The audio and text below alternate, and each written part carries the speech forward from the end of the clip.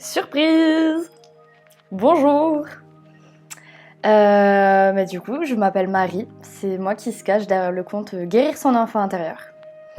Alors voilà, non pas que je voulais faire une surprise parce que la thématique c'est paranormal, donc je me révèle à vous. Il y a plusieurs raisons pour lesquelles je me mets face caméra et je fais l'exercice de me dévoiler à vous. Donc déjà pour commencer, c'est tout simplement la vie. En fait, j'ai reçu qu'un témoignage, bien qu'il soit très grand et je pense que vous allez l'adorer. Je n'ai reçu qu'un témoignage, donc en fait, ayant moi-même vécu des événements paranormaux tout au long de ma vie, je me suis dit que ça pouvait être l'occasion déjà d'apporter mon témoignage, mais également, pourquoi pas d'essayer de le faire face caméra. Alors pourquoi un podcast, une vidéo podcast, vous l'appelez comme vous voulez, moi-même je ne sais pas du tout comment on l'appelle, mais c'est quelque chose, c'est un partage et on sait que le partage et le témoignage des autres c'est vraiment précieux. Voilà, donc pourquoi la thématique du paranormal? Tout simplement parce que j'adore ça.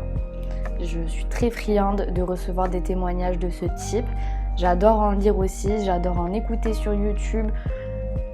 J'adore cet univers parallèle dont on ne voit pas et pour autant qui existe, ou du moins dans les croyances de chacun, par rapport au vécu, par rapport aux histoires entendues. Voilà, donc je ne cherche pas au travers de ce podcast de convaincre ceux qui n'y croient pas. Je veux vous faire passer un bon moment. Je veux aussi peut-être vous donner la parole ou vous donner envie de prendre la parole pour parler de cette thématique. Ou tout simplement de envoyer le petit message de peut-être que ça existe et peut-être qu'au final les choses que j'avais vécues sont peut-être liées au paranormal. On ne sait pas.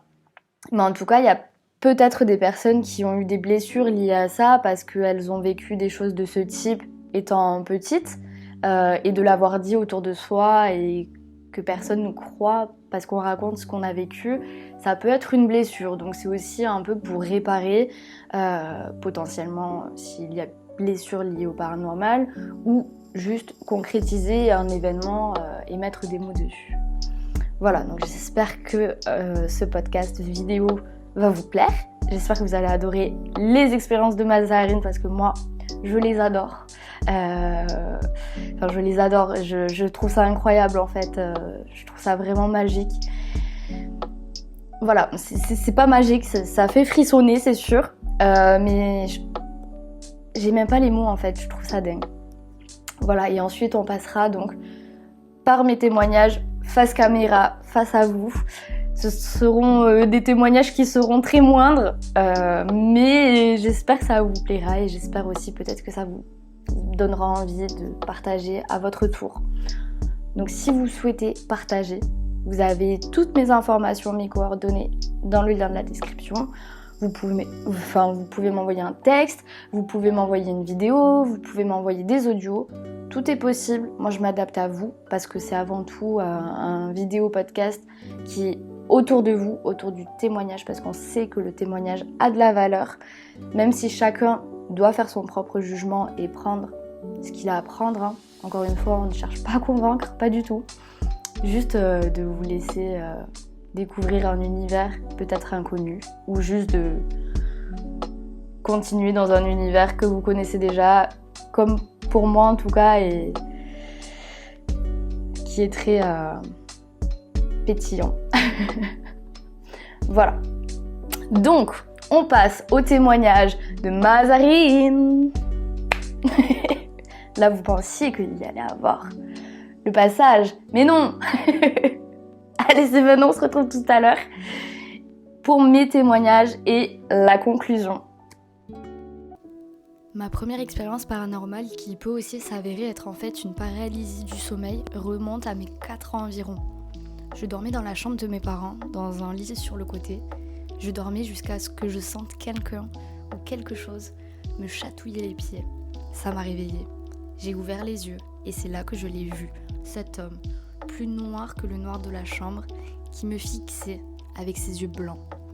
Je l'ai regardé quelques secondes, puis j'ai tourné la tête pour appeler ma mère, qui s'est réveillée et m'a demandé ce qu'il se passait. J'ai de nouveau tourné la tête et cet homme avait disparu. Je n'ai rien dit à ma maman et me suis contentée de lui demander pour dormir avec elle et mon père dans leur lit. Le dernier souvenir que j'ai de cette nuit, c'est que j'ai vomi quelques minutes après. Ma deuxième expérience se déroule l'année de mes 17 ans, août 2014, où nous sommes en vacances à Tunis, dans la famille. Un soir banal, mon cousin et moi-même décidons de regarder un film dans le petit salon se trouvant à l'étage de la maison. Ce sont les pubs et nous descendons au rez-de-chaussée pour une pause toilette. C'est à ce moment précis que tout s'enchaîne. J'entends une première fois une voix qui me prononce le prénom, Ilyes. Je me dis que c'est mon cousin qui a allumé la télévision du bas le temps que je termine. Je sors et, étrangement, il n'avait pas démarré la télévision du tout. Je me dis alors que c'est la fatigue qui commence à se manifester. En remontant à l'étage, je m'attarde sur les cadres photos de ma famille, sans réellement savoir pourquoi. Puis nous remontons et reprenons le film. L'ambiance avait complètement changé. Il y avait une atmosphère lourde et je sentais qu'il y avait quelqu'un d'autre dans la pièce, hormis nous deux, moi et mon cousin. Je me dis toujours que c'est la fatigue qui commence à me peser et qu'il est temps que j'aille dormir. Sauf qu'au moment où je prends cette décision, une femme apparaît devant la porte. C'était très étrange parce que je ne la voyais pas vraiment. Je la percevais, je la sentais. C'était comme une image mentale qui était venue à moi lorsque je me suis tournée vers la porte.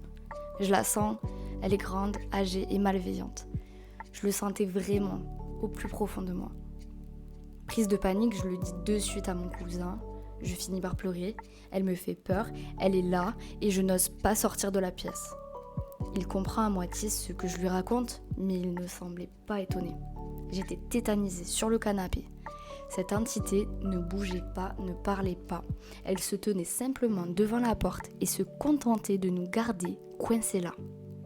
Il a dû se passer 1h, 1h30, quand mon cousin, après m'avoir rassurée, me dit qu'il fallait qu'on sorte. Il a ouvert la porte et j'ai couru en bas. Il s'est passé un long moment avant que je sois de nouveau calme. Mon cousin m'a proposé d'aller dormir, mais le souci c'est que ce salon était notre chambre à tous les deux. Alors je ne me voyais vraiment pas du tout dormir dedans. Je suis restée éveillée jusqu'à 5h du matin cette nuit-là et j'ai fini par m'endormir de fatigue. 7h, tout le monde est debout. Je cours voir mon père pour lui raconter ce qu'il s'est passé. Mon père croit à ces choses et mon arrière-grand-mère était médium. Il dit qu'il me croit, mais plutôt que de rentrer dans les détails de ma nuit, il essaie de me rassurer un maximum. Il est 8h, on passe à table pour le petit déjeuner. Et là, je raconte tout ce qu'il s'est passé à mes cousines et leurs parents. Mes 2 cousines me regardent et me demandent combien d'entités il y a dans la maison. Alors avec la voix d'homme que j'avais entendue et cette femme qui a hanté ma nuit, je leur réponds 2. Que la première était un homme, absolument pas malveillant, mais que la deuxième était à l'étage. Elles se regardent de nouveau, se retournent vers moi et me disent « on le savait ». Dans l'incompréhension, je leur demande comment elles savent ça. Finalement, elles me racontent qu'elles ont fait une séance de Ouija il y a quelque temps et que depuis, il se passait des choses dans la maison. Les robinets qui s'ouvrent seuls, des objets qui tombent. Effrayée mais tellement fatiguée, je demande à ma cousine si je peux dormir dans sa chambre. Elle accepte. Bizarrement, sa chambre est le seul endroit où on se sent bien. Le reste de l'étage est comme lourd, toujours. Je dors une bonne partie de la journée. 17h, je décide de rejoindre la salle de bain dans la chambre de mon cousin, après m'être réveillée. J'y vais, je me lave, puis je m'habille directement dans la chambre. Et j'ai la chair de poule et cette espèce d'atmosphère lourde qui se fait ressentir de nouveau. Je me retourne et je ne sais pas pourquoi, je regarde instinctivement dans le reflet de la télévision de la chambre. Et comme la veille, je la ressens de nouveau. J'ai l'impression de la voir dans l'écran et je sais qu'elle est là et qu'elle est dans un coin, à mes pieds. À peine habillée, je suis sortie en courant et honnêtement, on retournait en France dans 24 heures. Je m'étais dit que je ne retournerai donc plus dans cette pièce. Il est 18h, je profite avec ma famille et j'essaie de ne plus penser à ce que j'avais vécu. En début de soirée, je suis allée aux toilettes. Une envie pressante et les autres toilettes étaient occupées. Je n'avais pas d'autre choix que d'utiliser celle de la chambre de mon cousin. J'y vais malgré ce que j'ai ressenti il y a quelques heures. Et là, dans un silence glaçant, Même si le silence était lourd, j'entends la voix de la vieille femme qui me dit « Ilyes », le même prénom que l'homme m'avait sorti la veille. Je n'avais même pas fini de me rhabiller que j'étais déjà en dehors de la chambre. J'ai couru en bas, retrouvé mon père et mon oncle, paniqué en leur expliquant ce qu'il s'était passé. Mon père me rassure. C'était la dernière nuit chez eux et je n'ai pas dormi. On prenait l'avion le lendemain, j'étais épuisée, mais jamais je n'aurais dormi. J'ai prié pour qu'elle ne me suive pas et elle ne m'a pas suivie. J'étais soulagée de rentrer chez moi. Je n'ai jamais su qui étaient ces deux entités, mais l'une d'entre elles m'avait clairement effrayée. Depuis ces moments étranges, j'ai vécu de nouvelles choses, puis j'ai appris plus tard que j'avais des capacités médiumniques, mais j'ai choisi de ne pas les utiliser. J'ai ignoré tout ce que je pouvais sentir d'étrange. Ces capacités ont été transmises à ma petite fille qui, elle aussi, a vécu des choses que cette fois j'ai vues. J'ai fait en sorte qu'elle ignore, je l'ai bridée pour ne plus que rien ne puisse lui faire peur. Ma troisième expérience était durant l'année de mes 17 ans également.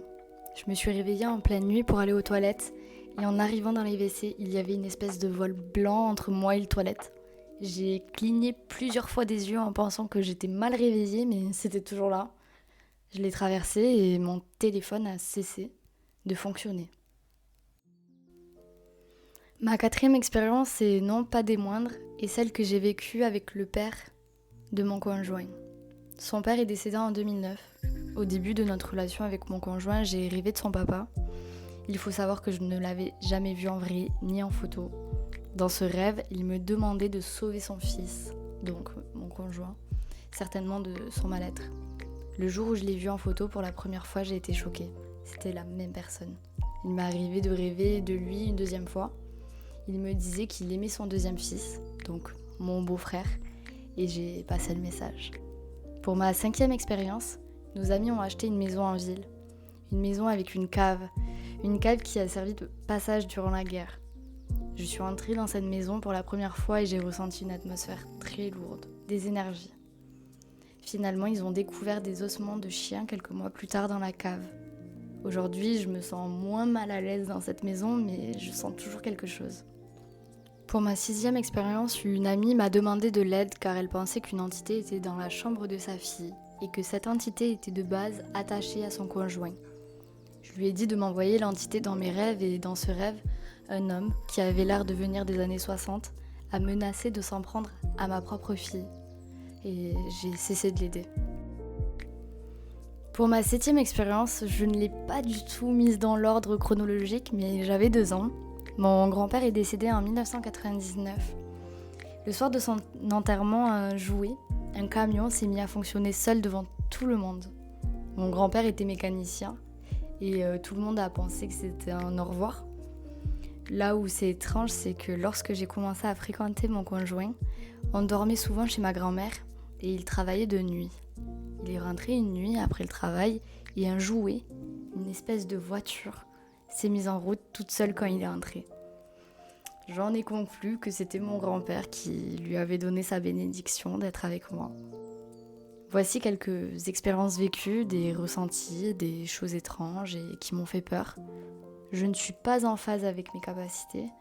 La peur prend le dessus et je préfère vivre dans l'ignorance. Concernant ma fille, elle a fait ses nuits très tôt, au bout d'1 ou 2 semaines, ce qui est plutôt plaisant. Nous avons fait du cododo durant 8 mois et le passage dans sa chambre s'est très très bien passé. Pas de pleurs le soir, pas de réveil nocturne, des nuits de 12 heures. Vers ses 18 mois, ça a changé. J'ai d'abord pensé à une régression du sommeil, mais ce qui s'est passé entre ces 18 mois et ces 2 ans et demi m'a convaincue que ce n'était pas une régression du sommeil. Elle se réveillait la nuit, en pleurs, paniquée, en me disant qu'elle avait peur et tout en me parlant, elle regardait derrière moi. Bref, avec mon conjoint, on se dit que ça va passer. Mais elle s'est mise à avoir peur d'être seule dans sa chambre. Elle refusait de passer le pas de sa porte, même la journée et parfois même de monter les escaliers. Ma fille a parlé assez tard, donc difficile de savoir ce qui l'a perturbée. On a alors installé une caméra dans sa chambre et il y avait une dizaine d'orbes qui passaient. C'était waouh. Même mon conjoint n'en revenait pas. Je ne pense pas que c'était malveillant, mais ça l'effrayait. Et chaque soir, les orbes revenaient et ça lui faisait peur. Je leur ai demandé alors de plusieurs fois partir. Ils le faisaient, mais revenaient ensuite. Ma fille me disait qu'il y avait quelqu'un, qu'on lui ait touché le doigt. Une nuit, elle s'est réveillée, elle s'est assise au pied de son lit, n'a pas bougé pendant quelques instants et s'est allongée et s'est endormie. J'ai pris pas mal de photos d'orbes à cette époque. Nous avons même pu apercevoir notre chatte Happy décédée près d'elle. C'est la seule chose mignonne que j'ai pu voir. Elle apparaissait près d'elle sur la caméra dans sa chambre. Elle-même me disait qu'Happy dormait dans son lit. J'ai même une photo d'ailleurs de notre chatte que j'ai réussi à prendre via la caméra et c'est vraiment impressionnant. D'ailleurs, avant de nous quitter, Happy avait l'habitude d'ouvrir le dernier tiroir de sa commode et sortir des vêtements. Et maintenant, des fois, quand je rentre dans la chambre de Lara, je retrouve le tiroir ouvert avec des affaires hors du tiroir. Mais le plus stupéfiant, c'est qu'un énième soir où elle pleurait, mon conjoint est allé s'allonger avec elle et a dû somnoler un petit peu. Je regardais la caméra et quand tout à coup une sphère énorme et lumineuse est apparue dans la chambre, c'était waouh. Est-ce que c'était le papa de mon conjoint? Je ne sais pas. On a finalement retiré la caméra et depuis, il n'y a plus rien eu. Ma fille a aujourd'hui 4 ans et ne se plaint plus de rien. Frissonnant ou pas? Vraiment, mille merci Mazarine d'avoir joué le jeu, mille merci pour ta belle plume parce que concrètement j'ai repris tes mots, mot pour mot, je pense que vous l'aurez compris. Voilà, vraiment Mazarine a énormément joué le jeu, j'ai lu 6 pages de sa part, donc je te remercie infiniment. Donc pour ma première expérience, en fait c'est assez drôle parce que c'est assez lié à celle de Mazarine, donc sa première aussi. Je ne saurais pas du tout déterminer quel âge j'avais, mais pourtant je saurais vous dire comment ça s'est passé, mais vraiment à la lettre. Alors, en termes d'estimation d'âge, je pense que je devais avoir 2 ans, 3 ans, 4 ans, mais en fait j'étais dans un lit parapluie, donc c'est comme ça que j'arrive à estimer en tout cas. On était en vacances à la montagne et on était dans un appartement, il faisait nuit. J'étais donc dans mon lit parapluie, je me suis réveillée, je pense que ça devait être un petit peu tôt vu que les bambins se réveillent tôt. Je me rappelle avoir ouvert les yeux et là, qui est-ce que je vois au-dessus de mon petit lit parapluie, comme ça là? Un être. Je définirais pas ça comme un humain parce qu'il était couleur de peau verte, un très joli vert, un vert émeraude. Il avait un peu l'allure d'un paysan. Je saurais pas du tout expliquer pourquoi. C'est mes souvenirs d'enfant. Il avait un chapeau, un chapeau de paille, mais qui avait des petits trous, une toge un peu en lin, pareil, un petit peu avec des trous. Enfin voilà, vraiment l'allure du paysan, mais extraterrestre.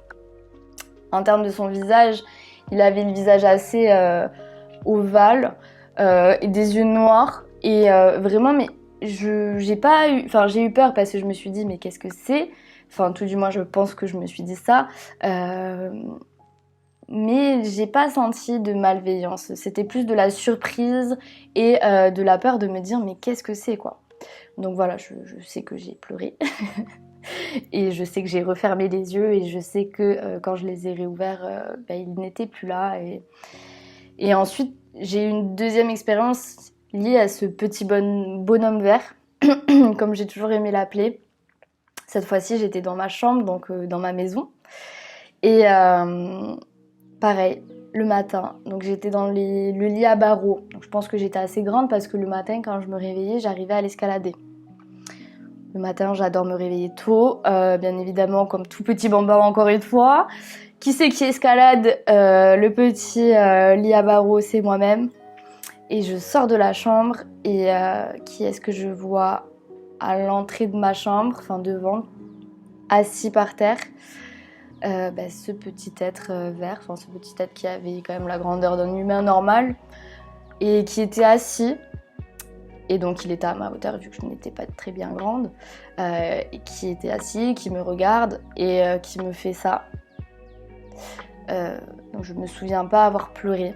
Je me souviens simplement avoir été encore une fois surprise. Et je me souviens d'être retournée dans mon lit à barreaux. Et ensuite, je n'ai plus de souvenirs liés à ce petit bonhomme vert. Donc encore une fois, avec la deuxième expérience, on peut se dire que cet être, ou je ne sais comment l'appeler, si vous avez des idées, si vous avez déjà vécu cette chose, n'hésitez pas à m'en parler en commentaire ou venir m'en parler par message parce que vraiment je suis très curieuse de savoir qu'est-ce qui s'est vraiment passé. Est-ce que c'était de la terreur nocturne ? Je ne sais pas non plus, parce que je n'en ai jamais fait après. Donc voilà, pour ma première expérience. C'est une expérience, je sais pas vraiment si on peut le lier à du paranormal ou du moins de mon ressenti ou une expérience.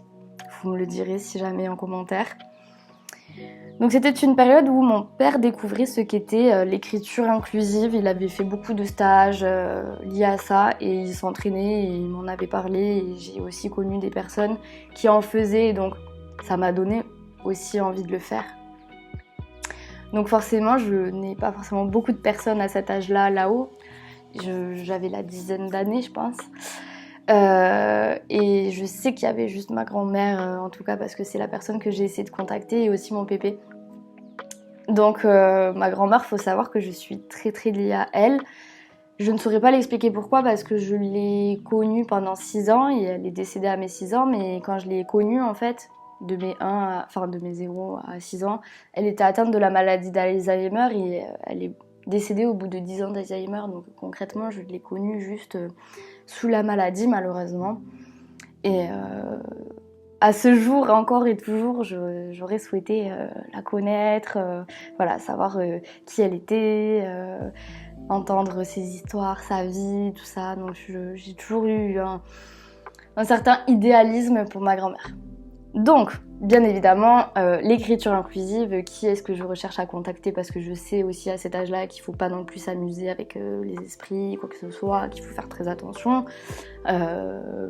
Et donc c'est pour ça que je choisis de contacter ma grand-mère parce que je me dis que quoi qu'il arrive, ça sera positif, etc. Donc, petite feuille, petit stylo, je les place comme ça et j'attends que ça marche, quoi, en disant je veux contacter ma grand-mère, enfin bon voilà. Je me rappelle plus exactement comment je faisais, mais en tout cas, de manière générale, c'est ça. Donc je le fais, la main commence à bouger un petit peu. Est-ce que c'était moi? Est-ce que c'était vraiment réel ou pas? Je sais pas, mais vraiment, j'ai dû y passer 1 heure à essayer. Jusqu'au moment où ça bouge là, mais là, c'est surtout mon bras en fait qui commence à bouger. Et on me dit, mais qu'est-ce que c'est? Et là, dans ma tête, et dans l'écriture, c'est ne baisse pas les bras. Et là, vraiment, mon bras qui se lève comme si on me levait le bras, et le bras vraiment comme ça. Et je me suis dit, waouh! Alors, ma grand-mère, pas ma grand-mère, je ne sais pas qui, mais en tout cas, c'était vraiment hyper bienveillant parce que j'en ai pleuré des larmes de joie, de positivité. Enfin, c'était vraiment une vague d'amour complète.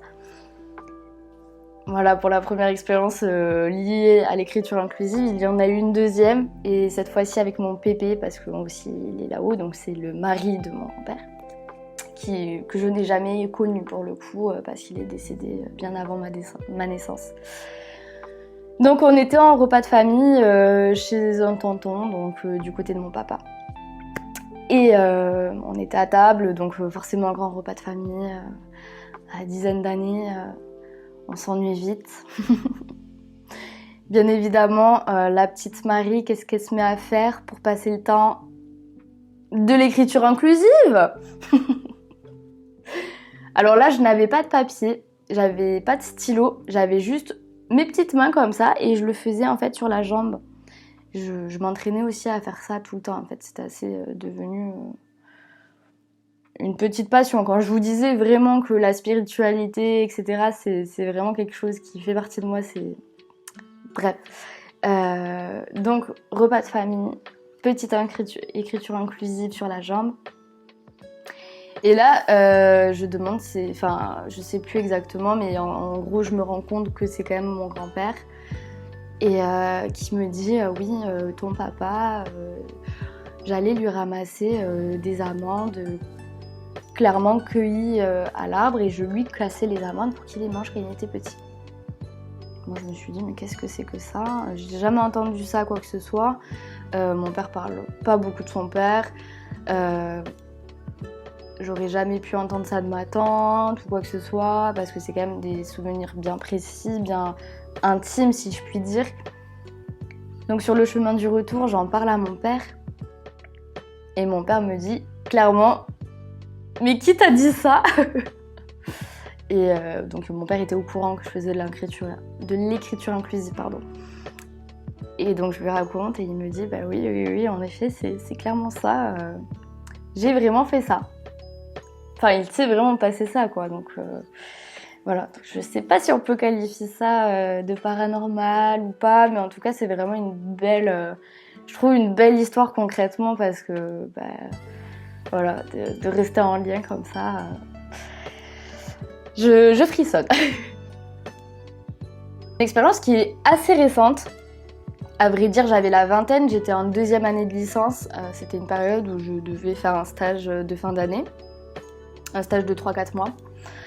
Et à ce moment-là, je voyais une amie de mon père qui est médium, magnétiseuse, tout ça, qui devait me faire un soin tout simplement basique, des échanges. Elle échange avec aussi ses guides, donc voilà, c'était l'occasion de faire un soin de partage pour grandir, pour guérir, etc. Donc, elle arrive chez mon papa, parce que c'était là où elle venait faire le soin, et je lui dis bonjour, bien évidemment, comme toute personne polie.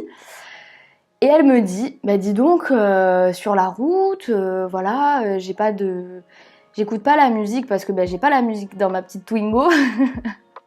Mais par contre, du coup, c'est l'occasion d'échanger avec mes guides. Et je ne sais pas pourquoi, Marie, mais est-ce que tu comptes partir de l'autre côté de l'Atlantique, à la frontière entre l'Amérique, voilà, je te vois là-bas, je comprends pas pourquoi, est-ce que tu peux m'en dire plus? Est-ce que tu as prévu de partir là-bas? Alors moi je la regarde et je lui dis alors, pas du tout, on n'avait pas commencé le soin, je me suis dit, oulala, ça va pas bien se passer. Elle me dit mais n'importe quoi, pour autant, je crois à tout ça, mais là sur le moment je me suis dit mais alors là, on n'y est pas du tout, parce que vraiment partir de l'autre côté de l'Atlantique à 20 ans, seule, non. Donc, suite aux soins, etc., 1-2 semaines se passent, mais en tout cas, j'étais en plein dans mes recherches de stage qui allaient se faire dans quelques mois. Moi, à ce moment-là, je voulais travailler dans une maison d'édition de livres liés au développement personnel, à l'ésotérisme, etc. Donc j'avais fait des recherches sur internet de maisons d'édition qui faisaient tout ça. Je me rappelle encore du site, c'est un vieux site, j'ai fait à l'ancienne là, qui notait toutes les maisons d'édition avec les contacts, etc. Donc je me rappelle encore une fois, j'avais fait le mail, je me rappelle de l'objet du mail. C'était « Ceci n'est pas un hasard, ce n'est qu'un rendez-vous ». Bref, je crois qu'une personne m'a répondu sur les 10. 2 plutôt, parce que la deuxième, ça a été la fluctuante, ça a été celle qui m'a répondu et qui m'a dit mot pour mot, écoutez, nous on a intéressé pour vous faire venir en stage chez nous, par contre pas dans la maison d'édition, mais dans une structure annexe, et par contre c'est au Canada. Ah, peut-être que la médium elle avait raison, parce que du coup j'ai accepté et je suis partie 4 mois au Canada, et ce fut l'occasion de plein de voyages parce que j'ai rencontré des gens extraordinaires là-bas, des Françaises, et on a fait un petit peu de l'itinérance au Québec, et on est allé aussi également à New York. Donc elle avait clairement vu juste, et je trouve ça incroyable parce que je n'y croyais pas sur le moment. Voilà pour mes 3 petites expériences, j'espère que ça vous a plu. on va donc pouvoir conclure cette vidéo. J'espère déjà que le format vous plaît, j'espère que ça vous plaît, cet échange. N'hésitez pas à me le dire en commentaire. Je m'excuse aussi parce que je suis tellement excitée à l'idée de... de faire ce projet, de me dévoiler à vous, que je sautille de partout et que je m'exprime plutôt mal, donc je m'excuse. Et là, je suis en train de m'auto-saboter. Like l'avant-dernier post que j'ai posté sur guérir son enfant intérieur. Bref, en tout cas, je suis très très heureuse d'être ici avec vous. Je suis aussi très reconnaissante. Merci infiniment d'être là. De suivre ce compte, de suivre le contenu, d'interagir, de commenter, voilà, sentez-vous libre aussi si vous le souhaitez de venir me parler par message, si vous savez pas trop si vous aimeriez témoigner ou si vous avez juste une question, voilà, je suis disponible et j'essaierai de prendre le temps de vous répondre.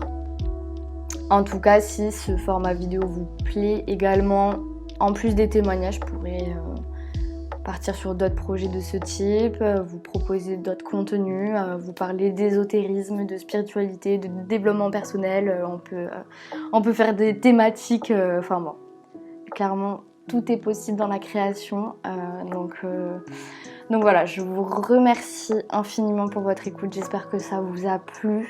Si ça vous a pas plu, ben c'est ok aussi, vous avez le droit de me dire que ça vous a pas plu et que non, Marie, reste juste sur tes petites publications carrées, voilà. Vraiment, je suis ouverte à tout, parce que dans tous les cas, il n'y a pas d'échec, on le sait. Il n'y a que des expériences, donc je suis ouverte à tout, à tous vos commentaires, bien évidemment, qu'ils soient argumentés, bienveillants et gentils, parce que voilà, on est humain avant tout. Voilà, donc merci beaucoup, et à très vite, bientôt, j'espère. Cœur.